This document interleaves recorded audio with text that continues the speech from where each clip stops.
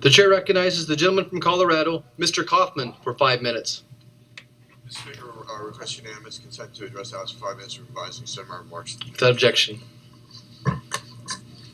Mr. Speaker, I rise today to call attention to the government of Ethiopia's continued pattern of repression and violence against its own people. And I urge the House of Representatives to vote on House Resolution 128, the supporting respect for human rights and encouraging inclusive governance in Ethiopia resolution. This resolution calls on the government of Ethiopia to take clear, decisive steps towards becoming more inclusive, more democratic, and more respectful of the basic human rights of its own people.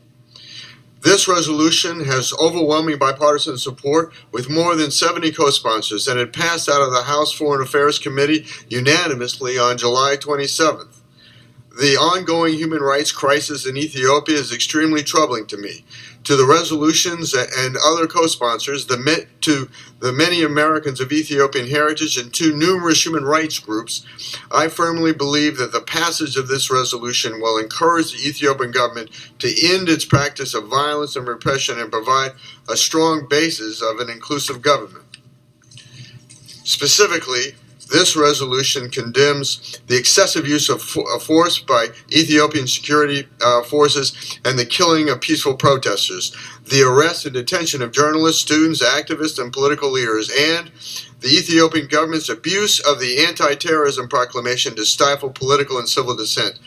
The resolution does not simply highlight the Ethiopian government's increasingly authoritarian acts, but it also encourages the United States to support efforts to improve democracy and governance in Ethiopia. I believe that the United States can take actions that will positively influence the Ethiopian government and use our existing institutions to further democracy and effective governance in Ethiopia. Critically, the resolution calls on the Ethiopian government to admit UN human rights observers so they can conduct an independent and thorough examination of the current state of human rights in Ethiopia.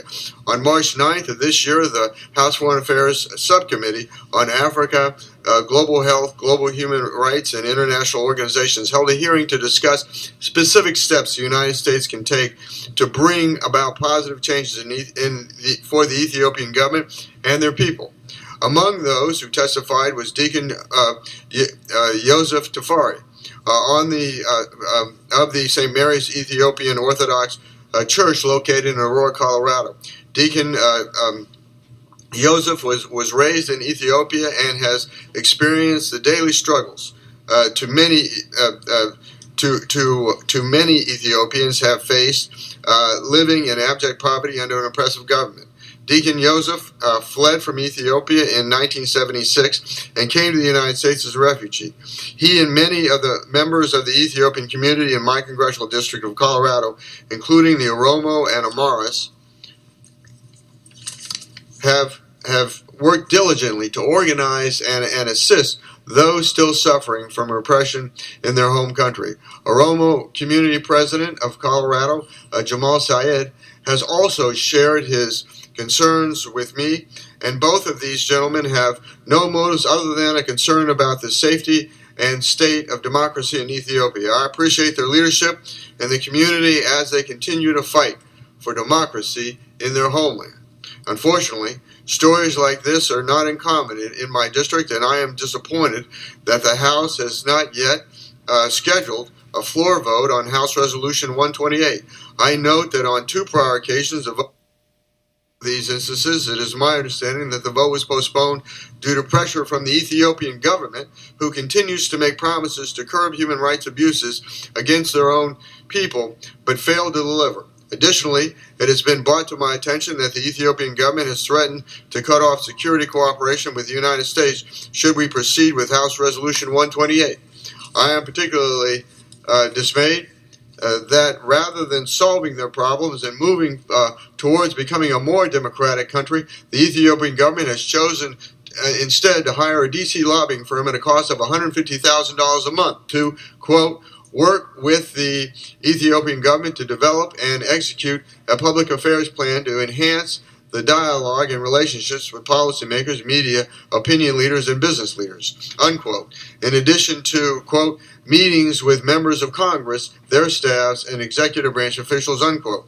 The issue the Ethiopian government needs to address is the repression of democracy and its citizens in Ethiopia. The solution to whatever negative perception it has in the halls of the U.S. Congress is not a public affairs one, but rather what concrete steps are being taken against democracy in Ethiopia. That is why I remain committed to working with House leadership to have a vote scheduled on House Resolution 128. Mr. Speaker, I encourage leadership to schedule a vote, and I call on my colleagues to vote in favor and pass House Resolution 128. I will continue working with local Ethiopian community leaders in Colorado and across the country to raise awareness of the human rights abuses occurring in Ethiopia and to bring relief from oppression to the Ethiopian people. Mr. Speaker, I yield back.